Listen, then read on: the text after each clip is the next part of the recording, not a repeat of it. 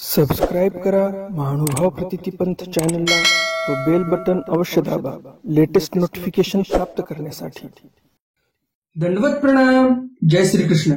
लीळा चरित्राच्या आजच्या सत्रामध्ये आपण 3 लीळा पाहणार आहोत, ज्यामध्ये पहिली लीळा आहे भटा स्तुती करणी सर्व शास्त्र प्रतिभिज्ञा करणे।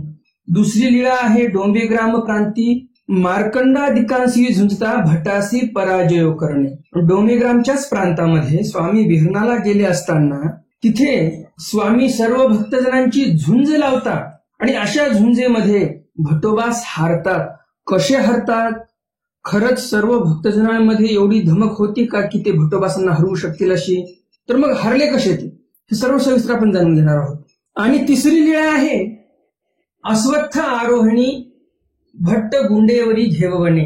अश्वत्थ कशाला म्हणतात मी तुम्हाला सांगितलेलंच आहे ह्यापूर्वी एका चरित्रामध्ये। अश्वत्थ म्हणजे पिंपळाचं झाड। तर त्यावर भटोबास गेले असताना गुंडेवरी घेववणे म्हणजे सर्व भक्तजनांना स्वामी म्हणतात की मारा याला दगडाने। मग किती दगड लागतात भटोबासांना? भटोबास मग दगड लागल्यामुळे खाली पडतात का की झाडावरच राहतात? नेमकं काय होते हेही आपण सविस्तर जाणून घेणार आहोत। तर हे चरित्र खूप सुंदर आहेत। आजचे पण खूप सुंदर सुंदर लीळा केलेल्या आहेत स्वामींनी। सर्व इत्यंभूत तुम्हाला सविस्तर माहिती करून घ्यायची असेल तर व्हिडिओ शेवटपर्यंत पहा, मध्येच सोडून जाऊ नका, नाहीतर मग तुम्हाला या व्हिडिओचा पूर्ण लाभ होणार नाही। अर्धवटच लीळा तुम्हाला ऐकायला मिळतील तुम्ही अर्धवट व्हिडिओ सोडला तर। कालच्या सत्रामध्ये मी प्रश्न विचारला होता, आऊसा स्वामींना सोडून जातात, स्वामींच्या असन्निधानी जातात सराळ्याला राहायला, तर त्यामागचं कारण काय होतं? का औसा देवी सोडून जातात देवाला? स्वामींचं सन्निधान त्यांना काही एक महत्वाचं वाटत नाही, अक्षरशः स्वामींच्या सन्निधानी निघून जातात ते। काय नेमका प्रकार घडला? कालच्या सत्रातील हा प्रश्न होता। या प्रश्नाचं उत्तर काय नेमकं सर्व आपण व्हिडिओच्या शेवटी पाहणारच आहोत आणि त्यामुळे व्हिडिओ शेवटपर्यंत पहा, तुम्हाला उत्तरही समजेल नेमक्या प्रश्नाचं उत्तर काय आहे ते। आजचे जे तिन्ही चरित्र आहेत ते तुम्हाला नक्कीच आवडणार आहेत आणि त्यामुळे लगेच या व्हिडिओला लाईक करा आणि जास्तीत जास्त आपल्या वाचनिक मंडळीपर्यंत हा व्हिडिओ शेअर करा, म्हणजे त्यांनाही या ज्ञानाचा लाभ होईल। तर जास्त उशीर न करता चला तर आज काही नवीन ज्ञानार्जन करूया। दंडवत हो। मी ईश्वरदास महानुभाव सर्वांचं स्वागत करतो आपल्या महानुभाव प्रतिपंथी या युट्यूब चॅनलमध्ये। आजचा लीळा क्रमांक आहे लीळा चरित्र उत्तरार्ध, लीळा क्रमांक 173। भटा स्तुती करणी सर्व शास्त्र प्रतिभिज्ञा करणी। भटा स्तुती करणी, भटोबास स्वामींची स्तुती करायला लागलेली आहेत आणि यावर स्वामी सर्व शास्त्राची प्रतिभिज्ञा करतात, ज्ञान करून देतात त्यांना। गोसावी छिन्न पापासी बीजे केले, स्वामी छिन्न पापीला गेले। मग भट्ट निर्वचना आधार स्तुती करू लागले। जे स्वामींनी निर्वचन निरूपण केलं होतं भटोबासांना, त्या आधारे भटोबास स्वामींची स्तुती करायला लागलेली आहेत। सर्वज्ञ म्हणितले, स्वामी म्हणतात हे आपले की येथीचे। स्वामी म्हणतात हे आपले म्हणजे हे तुमचं आहे बोलणं, हे जे तुम्ही स्तुती करताय आमची, हे बोलणं तुमचं आहे, तुमच्याकडचं ज्ञान आहे। काय येथीचे म्हणजे आमचं ज्ञान आहे। काय आहे नेमकं? नाजी गोसावियाचे। भटोबास म्हणतात जी जी हे सर्व मी जे काही तुमची स्तुती करत आहे, जे काही मला ज्ञान प्राप्त झालेलं आहे, ज्या ज्ञानाच्या आधाराने मी स्तुती करत आहे, हे सर्व ज्ञान स्वामींचंच आहे, स्वामींनीच मला सांगितलेलं आहे। सर्वज्ञ मित्र येथीचे येथ काय करावे असे। स्वामी म्हणतात अरे आमचंच आम्हाला तुम्ही अर्पण करताय, आमचं आम्हाला कशाला देताय? आम्ही ज्ञान जे तुम्हाला सांगितलं त्याच्या आधारे तुम्ही आमची स्तुती करताय। मग आमचं ज्ञान तुम्ही आम्हाला जर सांगत असाल, आमची स्तुती करत असाल, तर त्याचं काय महत्व आहे? काही एवढं विशेष महत्व नाही। स्तुती करू भंडारेकार जाणती। अहो स्तुती करणं हे भांडारेकरांनाच माहिती होतं, त्यांना आम्ही काही एक निरूपण केलं नाही 16 वर्षामध्ये, तरी पण ते सुंदर स्तुती करायचे। यावरी भांडारेकाराची स्तुतीची गोष्टी सांगितली। या प्रकरणावर स्वामींनी भांडारेकाराची जी स्तुती होती, भांडारेकारांनी जी स्तुती केली होती, त्या संदर्भामधली गोष्ट स्वामींनी इथे सांगितलेली आहे। ते जर लीळा तुम्हाला पाहायची असेल, आपल्या या चॅनलवर ती लीळा टाकलेली आहे। लीळा क्रमांक आहे पूर्वार्ध, लीळा क्रमांक 47। या लीळेमध्ये भांडारेकार स्वामींची स्तुती करतात आणि ती लीळा तुम्ही अजून ऐकली नसेल, तुम्हाला माहिती नसेल, तर खाली डिस्क्रिप्शन बॉक्समध्ये मी लिंक दिलेली आहे लीळा चरित्र पूर्वार्ध नावाने। त्या लिंकवर क्लिक करा आणि त्यामध्ये मग अनुक्रमे बघा 47 क्रमांकाची लीळा जी आहे ती भंडारेकारा स्तुती करणे अनुज्ञा ही लीळा आहे. तर त्यामध्ये तुम्हाला सर्व माहिती मिळून जाईल. आता आपण पुढच्या लीळेकडे वळूया. किंवा वर आय बटन मध्ये मी भंडारेकरांची जी स्तुती केलेली लीळा आहे, भंडारेकरांनी जे स्वामींची स्तुती केली त्या संदर्भातील जी लीळा आहे त्या लीळेची लिंक मी वर आय बटन मध्ये दिलेली आहे. तुम्ही तिथे जाऊन पण ती लीळा पाहू शकता. उत्तरार्ध लीळा क्रमांक 174. डोमे ग्राम प्रांती मार्कंडाधिकांसी झुंजता भटासी पराजय करणे. डोमेग्राम प्रांतामध्येच, डोमेग्रामच्या बाजूलाच कुठेतरी रानामध्ये त्याच प्रांतामध्ये मार्कंडाधिकांसी, मार्कंड या पदामध्ये मार्कंड आले आणि अधिक पदामध्ये मार्कंडाधिक असा शब्द आहे. दोन शब्द एकत्रित आले आणि मार्कंडाधिक हा शब्द तयार झालेला आहे. मार्कंड आणि अधिक हे दोन शब्द आहेत वेगळे वेगळे. संधी विग्रह केला तर मार्कंड एक शब्द निघतो या शब्दातून आणि अधिक एक शब्द निघतो. तर मार्कंड या पदामध्ये मार्कंड आले आणि अधिक पदामध्ये कोण आले? अधिक या पदामध्ये सर्व भक्तजन जे आहेत इतर जे काही असतील स्वामीच्या सन्निधानामध्ये त्यावेळेला ते, तर या सर्वांनी झुंजता भटासी पराजय करणे, झुंजत असताना भटोबासांचा पराजय केलेला आहे. एकुदी गोसाव्यांसी मढी पूजावसरू झाला. एके दिवशी स्वामींचा पूजावसर झालेला आहे राजमठामध्ये. मग गोसावी गावा ईशान्य पिंपळ तेत विहरणासी बीजे केले. मग स्वामी कुठे गेले? गावाच्या ईशान्य दिशेला पिंपळाचं झाड होतं तिथे गेलेले आहेत. ईशान्य दिशा म्हणजे कोणती? ईशान्य दिशा म्हणजे पूर्व दिशा आणि उत्तर दिशेच्या मधली जी दिशा आहे त्या दिशेला ईशान्य दिशा असं बोलतात. तर ईशान्य दिशेला एक पिंपळाचं झाड होतं आणि त्या झाडाकडे देव गेलेले आहेत, तिथे विहरणाला गेलेले आहेत. तर या पिंपळातळी आसन झाले, त्या पिंपळाच्या झाडाखाली देव बसले. मग गोसावी भक्तजनाते म्हणितले. मग स्वामी भक्तजनांना म्हणतात, आगा तुम्ही अवघे एकीकडे व्हा. आगा तुम्ही सर्व एकीकडे व्हा. म्हणजे सर्व भक्तजनांना देव म्हणतात तुम्ही एकीकडे व्हा सर्व. आणि एकला वानरा एकीकडे आणि एकटा वानरा जो आहे म्हणजेच भटोबास हे एकीकडे. म्हणजे सर्व भक्तजनांची देवाने एक टीम वेगळी तयार केली, एक संघ तयार केला वेगळा. आणि भटोबासांचा जो संघ आहे तो संघ एक वेगळा तयार केला, ज्या संघामध्ये फक्त भटोबास एकटेच होते. वन मॅन आर्मी, एकटेच फक्त पूर्ण संघामध्ये. तुम्ही अवघे मिळवणी वानर्या ते बोजावा. स्वामी भक्तजनांना म्हणतात ज्या संघामध्ये सर्व भक्तजन एकीकडे झाले होते त्या संघाला म्हणजे सर्व भक्तजनांना स्वामी म्हणतात तुम्ही सर्वजण मिळून या वानराला म्हणजे भटोबासांना खाली पाडायचं, चितपट करायचं, सगळं खाली पूर्ण झोपवायचं, त्यांना उभं राहू द्यायचं नाही, म्हणजे तुम्ही जिंकलात. चाऊ ओरपोन लभे. पुन्हा स्वामी नियम घालून देतात तुम्हाला भटोबासांना चावता येणार नाही. ओरपोन लभे म्हणजे बोकरता येणार नाही. नाहीतर ओरखंडे ओढणार तुम्ही नखाने तर ते बरोबर होणार नाही, एकटेच भटोबास आहेत असं नखाने ओरखंडणे चालणार नाही. एरवी भले तेथ हाणावे. तुम्हाला मारावं असं वाटलं तर कुठेही मारा, तुम्ही पाठीत मारा, डोक्यात मारा, पोटात मारा, छातीवर मारा, तुम्ही मारू शकता. हो का जी भक्तजन म्हणतात ठीक आहे, चांगला चान्स मिळाला, चांगली संधी मिळाली भटोबासांना मारण्याची, स्वामींची आज्ञा आहे. भक्तजनांना खूप आनंद झाला. चला आज बघूया भटोबास काय करतात ते. पांगुरणे ठेविली. जे काही त्यांच्याकडे उपरणे होते, काही असेल अंगावर घेतलेलं प्रावरण, काही वस्त्र असेल मोकळं, ते काढून बाजूला ठेवून दिलं. मग लागले झुंज. मग लागली झुंज. भटोबास एकीकडे आणि सर्व भक्तजन एकीकडे असे दोन संघ लागले झुंजायला. ते भट्टबुकिया हाणती. परंतु सर्वांना भारी भटोबास पडायला लागले. भटोबास प्रत्येकाला बुक्या मारायला लागले. कारण जशी संधी भक्तजनांना देवाने दिली होती की तुम्ही भटोबासांना मारू शकता, तशी संधी भटोबासांना पण दिली होती की तुम्ही पण या भक्तजनांना मारू शकता. आणि झुंज चालू झालेली आहे. भटोबास सर्वांना बुक्या मारत आहेत. कोपरे हाणती. कोपरा मारायला लागलेली आहेत. पांपरा हाणती. लात मारायला लागलेली आहेत. भट्ट काही सेनही नांगवती. कोणाच्याच पकडमध्ये येत नाहीत भटोबास. सर्वांना मारत आहेत, सर्व दूर पळून जात आहेत. पकडता कोणालाच येत नव्हतं भटोबासांना.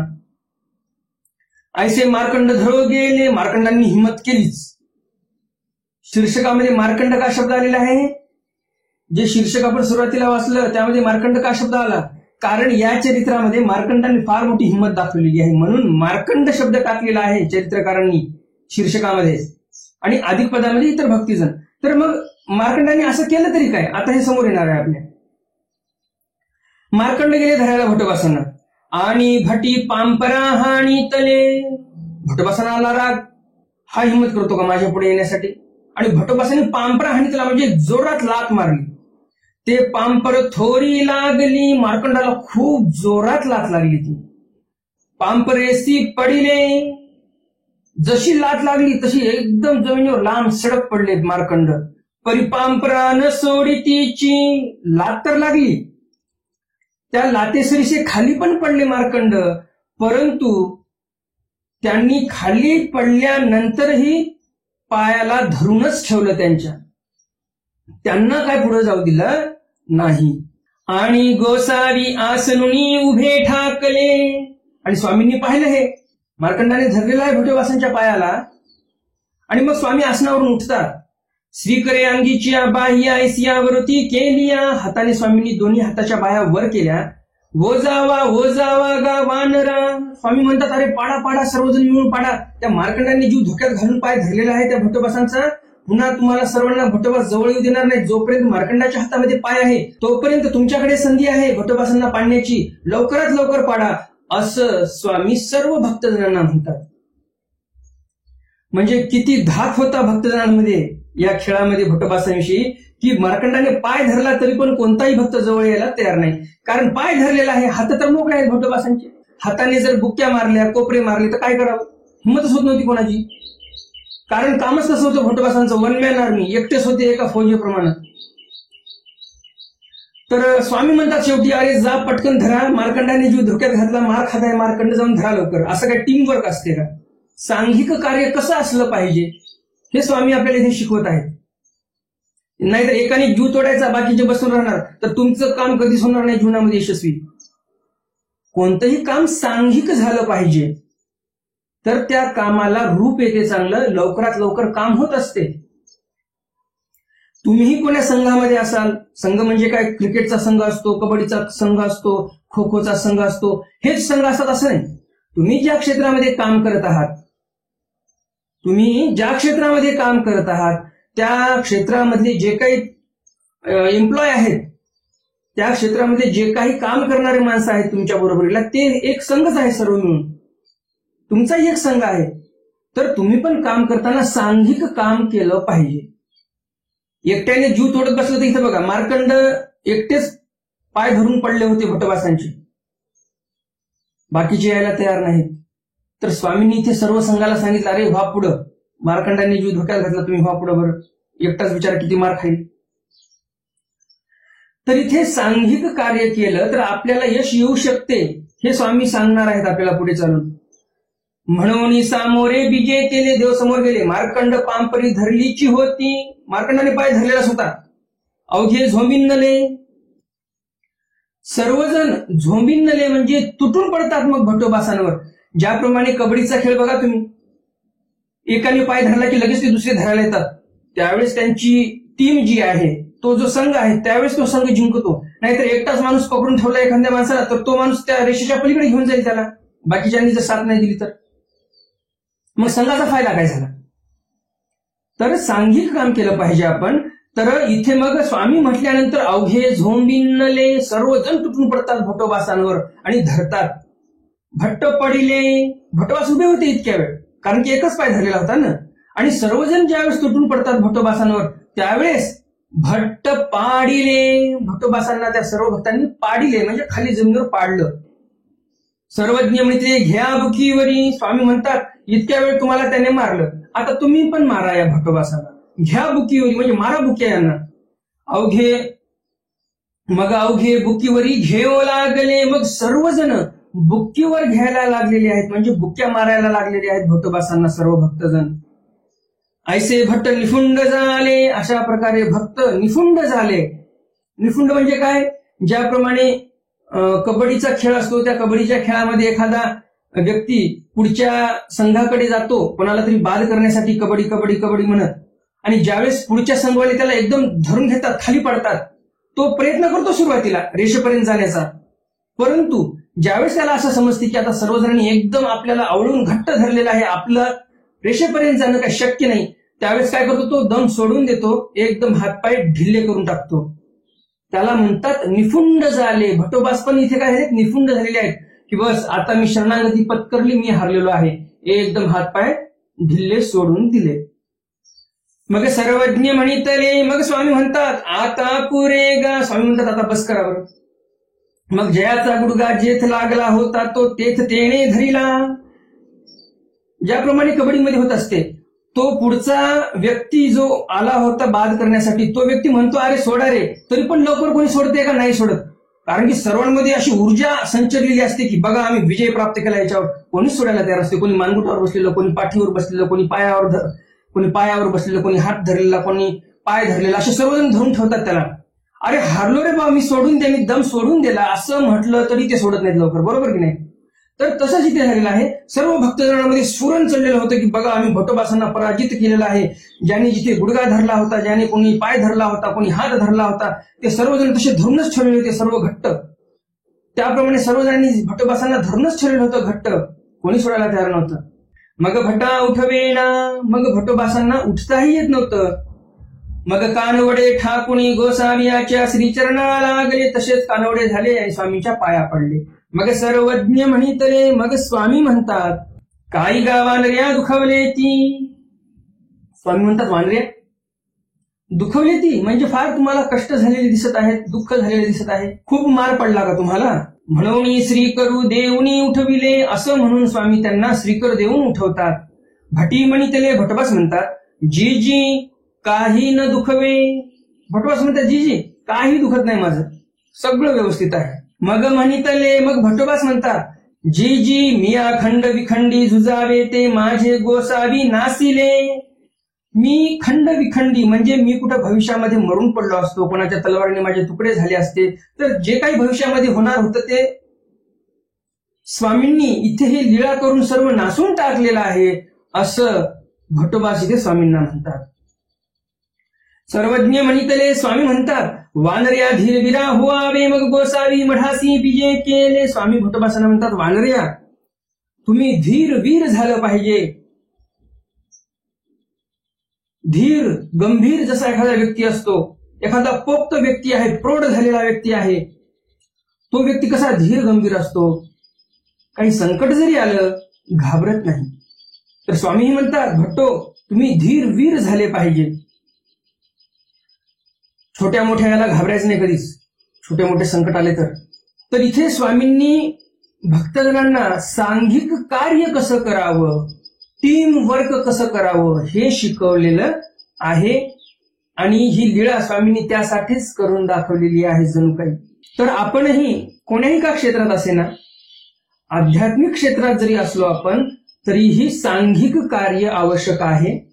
एकटाच माणूस काम करत आहे, कितीही दिवस काम चालूच आहे त्याच्यासोबत चार माणसं कधी जोडलेच नाही, तर त्या व्यक्तीचं काम कधी वाढू शकेल का? नाही. छत्रपती शिवाजी महाराजांनी जे काम केलं तेही काम सांघिकच होतं. शिवाजी महाराज राणामध्ये जाऊन, एकदम दऱ्या डोंगरांमध्ये जाऊन तिथे गोफण कशी चालवावी, कुस्ती कशी करावी, खेळ कसे खेळावे, हे सर्व तिथे राणामध्ये जाऊन, जंगलामध्ये जाऊन शिवाजी महाराज स्वतःही खेळायचे, मुलांनाही शिकवायचे. आणि खेळाखेळामध्ये तोरणागड जिंकला होता. खेळाखेळामध्ये तोरणागड जिंकून टाकलेला आहे, गोफणीच्या जोरावर फक्त. तर याला म्हणतात सांघिक कार्य. हे कुठून शिकले शिवाजी महाराज? हे शिकले श्रीकृष्ण महाराजांकडून. कारण श्रीकृष्ण महाराज हे त्यांच्या वडिलांकडून मल्लविद्येचे धडे घ्यायचे. कशी कुस्ती करावं, काय नाही, कसे शस्त्र चालवावेत, कशी कुस्ती करावी, कसे शस्त्रास्त्र चालवावेत, हे नंदबाबा दररोज धडे द्यायचे श्रीकृष्ण महाराजांना, बलरामाला. आणि राणामध्ये गेल्यानंतर गुरंढोरं चरायला सोडले की त्यांची कवायत राणामध्ये चालायची. तुम्ही असं नका वाटू देऊ की श्रीकृष्ण महाराज परमेश्वर अवतार होते, त्यांनी आयुष्यात कधी व्यायाम केला नाही, कधी काही केलं नाही आणि सरळ गेले आणि कंसाला मारलं. तसं होत नसते. मनुष्य वेशाचे निमाने सर्वच करावं लागते. मनुष्याचा वेश धारण केला तर त्याप्रमाणे वागावं लागत असते. आणि परमेश्वर अवतार नीतिमंत आहेत, प्रत्येक वेशाला मान देतात. मनुष्य वेश धारण केला तर श्रीकृष्ण महाराजांनी पण व्यायाम केलेला आहे. उगच नाही कंस चाणूर मुष्टिकाला त्या मल्लविद्येमध्ये त्यांनी त्या आखाड्यावर हरून टाकलं. चांगला त्यांनी सराव केलेला होता, राणामध्ये जाऊन सराव करायचे. ह्या सर्व कथा जिजाऊ मासाहेबांनी शिवाजी महाराजांना सांगितल्या होत्या आणि या कथेंचं अनुकरण छत्रपती शिवरायांनी केलं आणि फार मोठं यश संपादन केलेलं आहे त्यांनी. जर शिवाजी महाराज श्रीकृष्ण महाराजांच्या कथा ऐकून एवढे मोठे होऊ शकतात, कोण्याही युनिव्हर्सिटीमध्ये गेले नाही शिवाजी महाराज, कोण्याही कॉलेजमध्ये नाही, कोण्याही शाळेमध्ये नाही. चारित्र्य संपन्न राजा घडवला. कुणी घडवला तर श्रीकृष्ण महाराजांच्या चरित्रांनी घडवला. आणि तुम्हाला असं वाटत असेल की नाही कॉलेजमध्ये आहे माझा मुलगा, मोठ्या युनिव्हर्सिटीमध्ये शिकत आहे, तर फार चारित्र्य संपन्न, फार मोठा होईल. तसं काही एक होणार नाही. तुमचा मुलगा भलेही पैसे छापायची मशीन होईल, पैसे खूप कमवेल तुमचा मुलगा, परंतु हे जे लॉर्ड मेकॉलेची शिक्षण पद्धती आहे, ही शिक्षण पद्धती चारित्र्य संपन्न समाज कधीही घडवू शकत नाही. ही काळ्या दगडावरची रेग आहे. माझं बोलणं खोटं वाटत असेल तर बघा तुम्ही गेल्या 10 वर्षामध्ये काय समाजाची परिस्थिती आहे ते. आपण जसं म्हणत आहोत की जसं जसं आपण 21व्या शतकामध्ये प्रवेश करत आहोत, 21वं शतक जसं जसं वाढत चाललेलं आहे, विज्ञान प्रगती करत आहे, आपला समाज सुशिक्षित होत आहे. बरं, समाज सुशिक्षित होत आहे तर मग अत्याचार का वाढत आहेत? याचाच अर्थ सुशिक्षित होणे म्हणजे चारित्र्य संपन्न समाज तयार होतो असा अर्थ नाही. अशा भ्रमामध्ये तुम्ही असाल तर ते मग मायाजाल आहे मोठा, तुम्ही त्याच्यातून कधी बाहेर निघू शकणार नाही. तर तुम्ही स्वतःला फसवून टाकत आहात.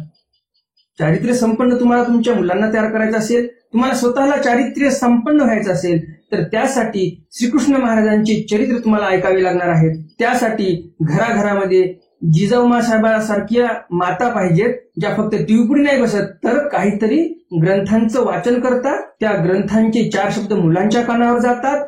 असं वातावरण ज्या घरामध्ये आहे तिथे चारित्र्य संपन्न समाज निर्मित होऊ शकतो. नाहीतर या लॉर्ड मेकॉले शिक्षण पद्धतीमध्ये जर तुमची मुलं शिकत राहिले तर तुम्हाला नक्कीच वृद्धाश्रमात पाठवणार.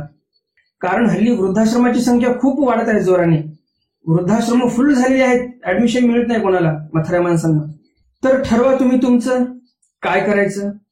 लॉर्ड मेकॉलेला खरंच लॉर्ड करून टाकायचं तुम्हाला, की तुमच्या मुलांना काहीतरी माणूस म्हणून माणूस बनवायचं, ते तुम्ही तुमचं ठरवा. तर आता आपण वळूया पुढच्या चरित्राकडे. उत्तरार्ध लीळा क्रमांक 175. अस्वत्थ आरोहणी भटा गुंडेवरी घेबवणे. अस्वत्थ आरोहणी, अस्वत्थ म्हणजे पिंपळाचं झाड, आणि त्या पिंपळाच्या झाडावर आरोहणी म्हणजे चढल्यानंतर. भट गुंडेवरी घेबवणे, भट्ट म्हणजे भट्टोबासांना, गुंडेवरी म्हणजे दगडाने आता आम्ही तुम्हाला मारणार, असं स्वामी म्हणतात. गोसावी यांची उद्याचा पूजावसर झाला. स्वामींना सकाळचा पूजावसर झालेला आहे. वेसी उत्तरे गंगेची थडीये पिंपळू. वेसीच्या उत्तर दिशेला गंगेच्या थडीवर पिंपळाचं झाड होतं. तेथ विहरणासी विजय केले, तिथे देव जातात विहरणाला. भटा स्थिती झाली, भटोबासांना स्थिती झाली. ते तया पिंपळावरी वेंघले, त्या पिंपळाच्या झाडावर भटोबास जाऊन बसले. सर्वज्ञ म्हणितले, स्वामी म्हणतात, हा कांगा पिंपळावरी येऊनी वेंघला. स्वामी म्हणतात, अरे याला काय झालं बरं पिंपळाच्या झाडावर जाऊन बसायला? नाजी नेनो, भक्तजन म्हणतात, कशामुळे हा वर गेलेला आहे पिंपळाच्या झाडावर ते आम्हाला काही माहिती नाही. सर्वज्ञ म्हणितले, स्वामी म्हणतात, घ्या गुंडेवरी. सर्व भक्तजन म्हणतात, सर्व भक्तजनांना स्वामी म्हणतात, घ्या गुंडेवरी म्हणजे मारायला दगड, उतरवा त्याला खाली. हो काजी. भक्तजनांना पण आनंद झाला, भटोबासांना मारायला संधी मिळाली. लागले लागले अवघे गुंडेवरी घेऊ, सर्वजण दगडाने मारायला लागले. भट अवघेयाचे गुंडे चुकविती. भटोबा सर्वांचे गुंडे म्हणजे दगड चुकवायला लागलेले आहेत. ते डहाळी हुनी आणि ते डहाळी जाती. ते डहाळी हुनी म्हणजे एका फांटीवरून दुसऱ्या फांटीवर जायचे त्या पिंपळाच्या झाडाच्या. कोणाचा न लगे, कोणाचाच दगड लागत नव्हता भटोबासांना. एवढ्या कुशलतेने एकदम वानरासारखीच उड्या मारायला लागलेली आहेत भटोबास त्या झाडावर. कोणाचाच दगड लागू देत नव्हते. तुम्ही वानराला दगड मारावर, एखाद्या झाडावर वानर येऊन बसलेला आहे, त्याला दगड मारा, ते लागू येईल का तुमचा दगड? नाही. त्याप्रमाणे भटोबाशी ती उड्या मारायला लागलेली आहेत. मग गोसावी श्रीकरे अंगीच्या बाह्यावरती केलिया. मग स्वामींनी काय केलं, स्वतःच्या अंगीच्या म्हणजे शर्टच्या बाह्या वर केल्या. श्रीकरी गुंडा घेतला, हातामध्ये दगड घेतला स्वामींनी. आता तुझा कोण उगा राखेल. स्वामी म्हणतात खूपच उड्या मारतोयस तू, कोणाचाच दगड लागत नाही तुला. आता सांग तुला कोण राखेल बरं. आता आम्ही मारत आहोत तुला दगड, आता तू वाचशील का आमच्यापासून. दगड तर आता लागणारच तुला 100%. मग भटोबासी म्हणितले. मग भटोबास म्हणतात जी जी अवघ्याचे गुंडे चुकविले. भटोबास म्हणतात अहो मी सर्वांचे दगड चुकवले, एकाचाही दगड लागू दिला नाही. गोसावियांचा गुंडा कायसेनी चुकवेल, परंतु स्वामींचा दगड कसं काय चुकवल्या जाईल माझ्याकडून, शक्यच नाहीये. आता माझा श्री चक्रधरू राखेल. आता माझा राखण करणारा कोण आहे, माझं रक्षण कोण करेल आता, तर श्री चक्रधरू राखेल. मला माझा श्री चक्रधर राखेल आता या दगडापासून. म्हणून खाली उडी घातली. आणि असं म्हणून भटोबा सरळ झाडावरून खाली उडी मारतात. गोसावियांच्या श्रीचरणा लागले आणि अशी खाली उडी मारून भटोबा स्वामींच्या पाया पडतात. तर असे हे तिन्ही स्वामींचे चरित्र तुम्हाला नक्कीच आवडले असतील. आणि अजून जर तुम्ही या व्हिडिओला लाईक केलं नसेल तर लगेच या व्हिडिओला लाईक करा. जास्तीत जास्त आपल्या वासनिक मंडळीपर्यंत हा व्हिडिओ शेअर करा, म्हणजे त्यांनाही या ज्ञानाचा लाभ होईल. तर आजच्या सत्रातील प्रश्न आहे, छत्रपती शिवाजी महाराजांनी जे काही यश संपादन केलं ते कशामुळे संपादन केलं. त्यांना मार्गदर्शक तत्व असे कोणते होते जे जिजाऊ माँसाहेबांनी शिकवले आणि छत्रपती शिवाजी महाराजांनी एवढं मोठं हिंदवी स्वराज्य स्थापन केलं. ह्या मागची नेमकी प्रेरणा काय, असं काय शिकवलं जिजाऊ माँसाहेबांनी की शिवाजी महाराजांनी एवढं मोठं कार्य करून दाखवलं. आजच्या सत्रातील हाच प्रश्न आहे. नेहमीच्याच प्रमाणे तुम्ही या प्रश्नाचं उत्तर नक्कीच देणार आणि उत्तर थोडं सविस्तर द्या. जसं मी तुम्हाला सविस्तरपणे सांगितलं त्याप्रमाणे तुम्हाला सविस्तर उत्तर जसं देता येईल त्याप्रमाणे तुम्ही उत्तर द्या. तर आता पाहूयात आपण कालच्या सत्रातील प्रश्न, त्याचं उत्तर काय होतं हे सर्व आपण सविस्तर आता जाणून घेऊया. औसा स्वामींना सोडून सरळाला का गेल्या असं निधनामध्ये, हा कालचा प्रश्न होता. या प्रश्नाचं उत्तर आहे, सुरुवात झाली बाईसांपासून. बाईसांनी औसांना सांगितलं चुलीमध्ये विस्तव आहे का बघ. स्वामींचं इकडे निरूपण चालू होतं आणि औसा गेल्या विस्तव बघण्यासाठी. चुलीमध्ये विस्तव नव्हता आणि चुलीमध्ये विस्तव नव्हता हे आल्यानंतर बाईसांना सांगायचं तर त्या गपचूप येऊन बसल्या. संध्याकाळच्या पूजावसराच्या वेळेला बाईसा बघतात तर विस्तव नाही चुलीमध्ये. मग बाईसा बोलतात औसाला असं का बरं केलं तू, सांगायचं काम होतं की नाही तुझं.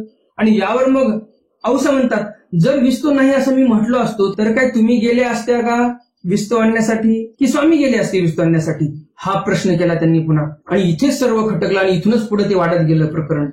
आणि शेवटी त्यांना असं निधनामध्ये जावं लागलं. भटोबास पुन्हा एका वेश्येची आणि त्या औसाची बरोबरी करतात, तुलना करतात आणि मग त्यांना खूपच राग येतो आणि ते सरळायला निघून जातात. तर ह्यामधून आपल्याला काय शिकवण मिळते. छोटंसं कार्य होतं बघा, एवढा भडका कशामुळे उठला. 6 महिने औसा देवी असन्निधानी होत्या. किती मोठं गोमटं अंतरलं छोट्या कारणाने. फक्त चुलीमध्ये विस्तव होता किंवा नाही हेच सांगायचं होतं आणि इथेच औसा चुकले आणि 6 महिने असन्निधानी राहावं लागलं. तर मला तुम्हाला या माध्यमातून हेच सांगायचं, आपल्या घरी पण अशा छोट्या छोट्या कारणावरून काही अशा घटना घडतात, काही असे प्रसंग येतात. त्यामागचं कारण छोटं असते परंतु त्याचं रूपांतरण फार मोठं होते आणि फार मोठा तोटा आपल्याला सहन करावा लागतो. आपल्या घरामध्ये जे काही मोठं भांडण होते त्याला सुरुवात तर छोटीच असते. उन्हाळ्यामध्ये वनामध्ये जंगलामध्ये वणवा लागतो. सुरुवात कुठून होते तर झाडाची फांटी झाडालाच घासते, फांटीवर फांटी अशी घासते घासते आणि तिथेच पेट घेते. सुरुवात तिथून होते. एक छंडी पडते आणि पूर्ण जंगल भस्मसात होऊन जाते. तर मला तुम्हाला हेच सांगायचं, अशा छोट्या छोट्या गोष्टी जर तुम्ही चुकवल्या, असं काही छोटं प्रकरण घडलं जरी तर त्याला तिथेच तुम्ही थोपवून ठेवा. त्या प्रकरणाला वाढू देऊ नका, तिथेच समाप्त करा त्याला. म्हणजे पुढे चालून जास्त मोठे वितंडवाद होणार नाहीत. जे काही तुमच्या घरामध्ये शांतता आहे ते कायम राहील जर तुम्ही हे असे प्रकरण तिथेच थोपवले तर. तर हे आपल्याला शिकवण आहे या चरित्रातून. तर भेटूया उद्याच्या सत्रामध्ये स्वामींच्या काही नवीन चरित्रासह, ज्यामध्ये तुम्हाला त्र्यंबका गमनी लखुबाईसा राहवणे भटा स्वस्वरूप वैजात्य निरूपण, खूपच सुंदर चरित्र आहे. यामधून तुम्हाला भरपूर असं काही ज्ञान मिळणार आहे. तुमच्या मनातील मोठ्या मोठ्या शंकेचं समाधान होणार आहे या चरित्रामध्ये. हे चरित्र आपण उद्याच्या सत्रामध्ये पाहणार आहोत. आणि छिन्न वृक्षभ पास भटाप्रती कर्म ज्ञान निरूपण, हेही अतिशय सुंदर अशी लीळा आहे. तर ह्या दोन्ही लीळा आपण उद्याच्या सत्रामध्ये पाहणार आहोत. उद्याचं सत्र तुम्हाला वाटत असेल तुमच्याकडून सुटू नये तर लगेच या चॅनलला सबस्क्राईब करा, बेल बटन दाबा आणि ऑल ऑप्शन सिलेक्ट करा, म्हणजे उद्याचं सत्र तुमच्याकडून सुटणार नाही. हे मी त्यांच्यासाठी सांगितलेलं आहे ज्यांनी अजूनही चॅनल सबस्क्राईब केलेलं नाही. ज्यांनी चॅनल सबस्क्राईब केलेलं आहे त्यांना पुन्हा चॅनल सबस्क्राईब करण्याची काही एक आवश्यकता नाही. तर भेटूया उद्याच्या सत्रामध्ये स्वामींच्या काही नवीन चरित्रासह. तोपर्यंत दंडवत प्रणाम. जय श्रीकृष्ण. दंडवत हो